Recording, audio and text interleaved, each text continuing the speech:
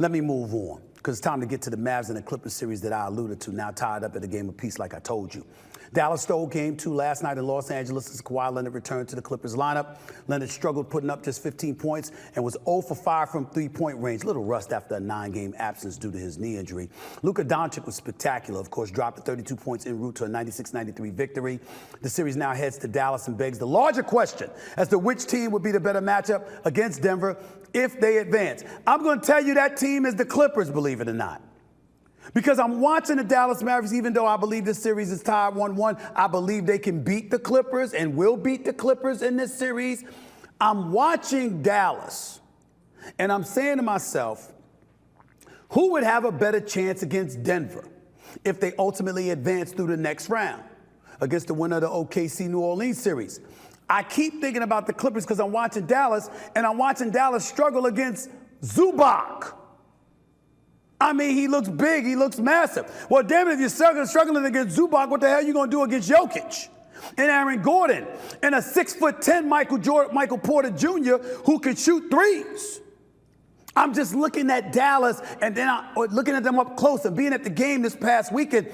I'm looking at Derek Lively, the rookie. I'm looking at Daniel Gafford, who they acquired before the trading deadline. Yeah, he's got some size on him, but he doesn't seem to be doing much. And Lively is tall but thin. That ain't going to cut it against Jokic. This is what I think about when I think about Jokic. The man can't jump onto a curb and you can't stop him. I ain't never seen shit like it. Ever. Okay? When I think about Jokic, he reminds me of what I think about when I think about Tyson Fury and he got in the ring against Deontay Wilder. Remember that? He got in the ring against Deontay Wilder, and before he got into the ring for the trilogy against Deontay Wilder, he said, here's how this is going to go. He said, I'm going to come into the ring about 35, 40 pounds heavier. He said he can't box, he can punch, but he can't box, so he's going to be there as a stationary target for me to knock upside his head anytime I want to. But even when I miss, I'm going to lean on him. Okay?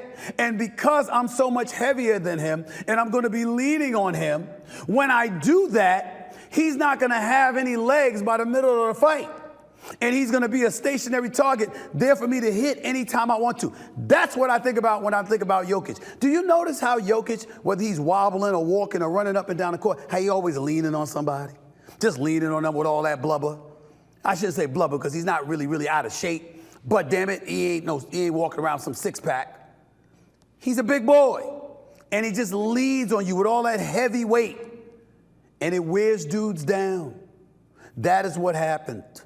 And that's why I think that the Clippers would have a better chance than Dallas, because the Clippers have more size in Zubac and Mason Plumlee than I believe the Dallas Mavericks have. But that's the only reason. I think everything else, I'm looking at Kyrie and Luka Doncic, I don't mind.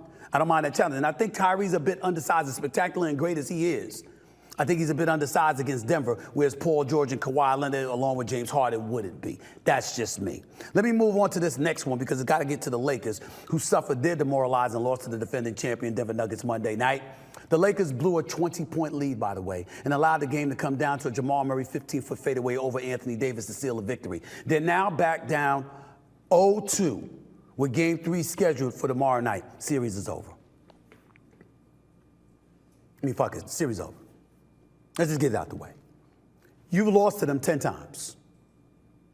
Every time they figure out a different way to beat your ass. There's no way around this. I take no comfort in saying this. I don't want to be in a Mile High City in Man June. I'd rather be in La La. Ain't nobody rooting against the Lakers. Ain't nobody rooting against purple and gold. But the truth is the truth. Let me put it to y'all this way. The Los Angeles Lakers have not beaten the Denver Nuggets since December 16, 2022. The Los Angeles Lakers got swept by the Denver Nuggets in the Western Conference Finals last year.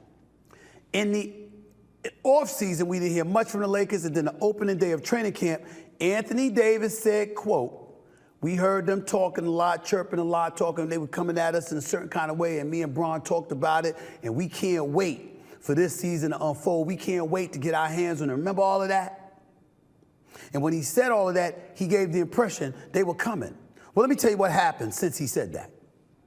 Since he said that, they've met against the Denver Nuggets 5 more times. First time, opening night in Denver, ring ceremonies. They made you watch them get their rings, and then they whipped your ass. Second go round, Kobe Bryant's statue was being unveiled. They whipped your ass again. Third time, LeBron James scored his 40th thousand point. They whipped your ass again. Then after that, game 1 was in the playoffs. They gave it to you. And then game 2 the other night, you're up 20. LeBron James is playing ball. Anthony Davis is en route to a 30-14 performance. D'Angelo Russell, who averaged 6 points on 32% shooting and 13% shooting from three-point range in the Western Conference Finals last year, who did nothing in game 1, shooting 1 of 9 from three-point range. This brother shows up and hits 7 threes, and the Lakers still lost. No matter what you seem to do, Denver beat you. And I know they're going to make the argument, and rightfully so, that the referees held their whistle. But damn it, a 20-point lead is a 20-point lead. And you lost it. And it was gone before y'all had a chance to pass gas. It was gone. So I get that the Lakers are upset that the whistles were being held and the referees didn't call fouls.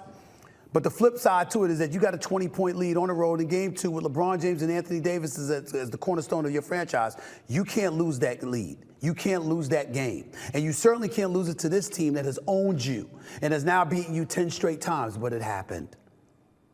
So I went from thinking this is going to be a highly competitive series that's going to go possibly 7 games to praying that the broomsticks ain't brought out at Crypto.com Arena by this weekend. I'm praying that the Los Angeles Lakers win game 3 so we can ensure that it's going to be at least game 5 and the Lakers can win game 4 and they could potentially win a game 6. I'm praying that's the case. But I don't know. I ain't that damn confident, I can tell you that much.